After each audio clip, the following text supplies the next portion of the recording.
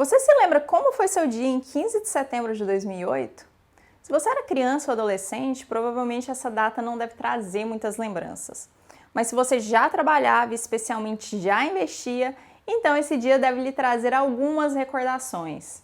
Nessa época eu estava cursando o 5º período de economia, então me recordo muito bem.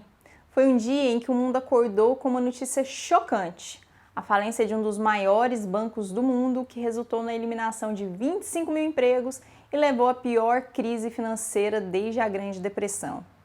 Desde essa época, tenho visto grandes economistas explicarem o que deu errado. Como que chegou até aquilo ali? Às vezes, em meio a uma história longa, acompanhada de jargões econômicos, nos perdemos na narrativa e esquecemos quem foi o grande causador. Hoje, 14 anos depois, nos deparamos com a quebra de mais 3 bancos e o temor de que uma crise sistêmica esteja se espalhando e estejamos vivenciando uma nova Grande Depressão. No vídeo de hoje, quero dar nome aos bois, mostrar que apesar de muitos nomes poderem ser apontados, um se sobressai: Federal Reserve. Meu nome é Sidênia, sou economista e analista CNPI. No nosso canal do YouTube, nós nos dedicamos a produzir informações sobre o mercado americano com foco em investimentos em dólar com segurança. Se você não conhece nosso canal, se inscreva. Se o nome que irei apontar aqui é o Fed, então precisamos entender que a autoridade monetária tem feito nesses últimos anos. Ao Banco Central americano foram concedidos 2 mandatos: estabilidade de preços e máximo emprego. Em outras palavras, a instituição detentora do instrumento de taxa de juros pode decidi-lo quando utilizá-lo, se é para estimular a economia buscando crescimento econômico ou se é para reduzir a inflação. Reduzir a inflação é uma busca relativamente estranha para o Fed. Isso porque antes da pandemia, os Estados Unidos desfrutaram de 4 décadas de preços baixos e estáveis e que a inflação flutuava apenas nos ciclos de recessão e expansão. Após a crise de 2008, não apenas o Federal Reserve, como outros bancos centrais lutaram contra uma inflação persistentemente baixa, que deixa a economia bem vulnerável a pressões deflacionárias e a um crescimento econômico mais lento. Quando chegou a pandemia, a sua atuação buscando estimular a economia ficou mais evidente. O Fed voltou seus esforços para trazer o crescimento econômico de volta ao centro da economia americana. Para isso, ele lançou mão de algumas estratégias. Cortou a taxa de juros, como vocês podem ver no gráfico, a partir de março de 2020 os juros já estavam zerados. Ele comprou ativos de longo prazo, que pode ser percebido no seu balanço, que saiu de 4 trilhões no início de 2020 e chegou a quase 9 trilhões. Além disso, houve abertura de novas linhas de crédito. Além dos esforços do agente monetário na figura do Fed, injetando dinheiro na economia, os agentes fiscais na figura do governo americano injetaram 5 trilhões adicionais em gastos federais. Vocês devem se lembrar do cheque Trump, certo? O plano funcionou, já que o crescimento econômico foi retomado. A demanda crescia, o mercado de trabalho se recuperava rapidamente. Mas mesmo com a chegada das vacinas, a cadeia de suprimentos ainda estava atrasada. A produção e distribuição global não conseguiu acompanhar o ritmo da demanda, que estava em plena expansão. Foi necessário então que o Fed olhasse para o seu outro mandato: estabilidade de preços. Pois é, a liquidez gerada na busca de crescimento econômico agora precisava ser combatida para controlar a inflação. Em dezembro de 2021, o FOMC anunciou que eliminaria gradualmente o seu programa de compra de ativos de longo prazo mais rapidamente, estaria preparado para aumentar as taxas já em março de 2022. A orientação de aperto do Fed surtiu efeito antes mesmo das alterações de fato. As empresas e famílias começaram a se preparar para um novo cenário de taxa de juros, impulsionando a compra de imóveis, reestruturação das obrigações de dívida e garantindo empréstimos de longo prazo com taxas fixas.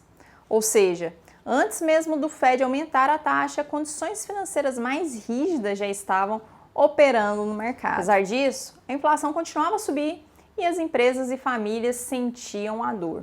Se a inflação não for contida, ela pode distorcer as decisões de investimento, exacerbar desigualdades econômicas e reduzir a confiança na capacidade do Fed de atingir as suas metas, freando o crescimento de longo prazo. O Fed, então, precisava tomar medidas mais agressivas, que veio com aumentos de taxas mais rapidamente, chegando a incrementos de 0,75% em 3 anúncios seguidos. Atualmente, a faixa de juros está entre 4,50 e 4,75 e sinalizações de que o trabalho ainda não terminou. Como eu falei, o mercado ele se ajusta rapidamente à orientação e o que vimos no início de 2023 foi um grande otimismo no mercado, refletido por uma recuperação na precificação dos ativos. O gráfico em tela mostra o avanço da cotação do ETF SPY até o começo de fevereiro, quando foi seguido por uma consecutiva semana de queda. O que aconteceu aqui? Basicamente, o Fed percebeu a euforia e subiu o tom.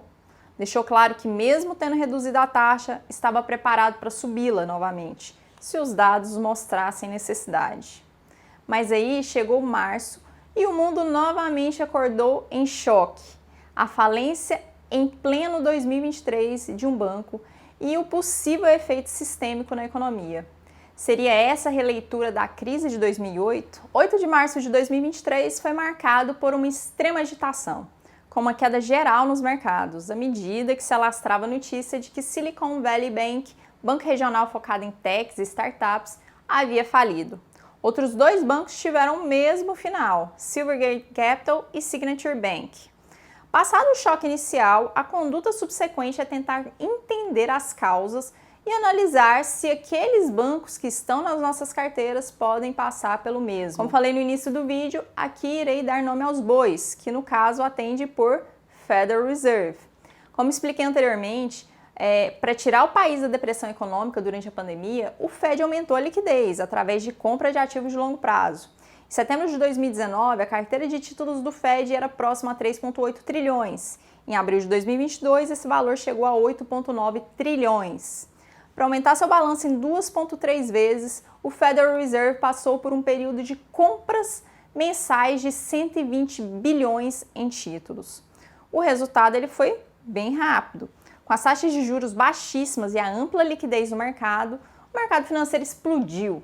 No gráfico, podemos observar os avanços nos índices SP500, ouro, Bitcoin, entre março de 2020 e março de 2022. O impacto foi no mercado em geral.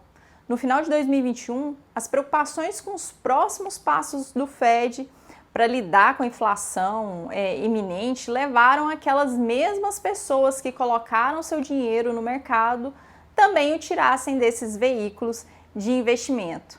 O resultado foi uma queda geral no mercado financeiro, que foi perpetuada até o final de 2022. Como isso impactou os bancos?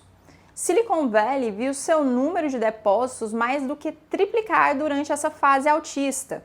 Como não havia demanda para empréstimos suficiente para absorver esses fundos, investiu os excedentes em títulos de longo prazo do Tesouro. Mesmo sendo um ativo extremamente seguro, o banco não contava, aparentemente, que qualquer ciclo de expansão vem acompanhado de um ciclo de aperto. Quando a política restritiva chegou, a marcação a termo cumpriu seu papel e o banco incorreu em uma grande perda. Mas não só o prejuízo na venda dos ativos que causou mal ao banco. Com juros altos, os mesmos depositantes agora começaram a retirar seu dinheiro, imaginando que o mesmo aconteceria com outros bancos. Isso se espalhou no mercado bancário. O Fed, na tentativa de solucionar um problema, gerou outros. E para solucionar esse, gerará outros. Enquanto trabalha na surdina tentando resgatar esses bancos, a autoridade monetária americana precisa reavaliar a condução da sua política monetária. Isso já deveria ter sido feito, mas a urgência agora é grande. Será que diante de tudo isso, as probabilidades de aumentos futuros de taxa de juros diminuíram? E como que fica a meta de inflação nessa história? E o excesso de liquidez que ainda está na economia? Nas palavras do célebre Milton Friedman, nada é tão permanente quanto um programa temporário do governo. Se você gostou desse vídeo, deixa seu like, siga também nossas outras redes sociais no Instagram e Twitter. Um abraço e até a próxima!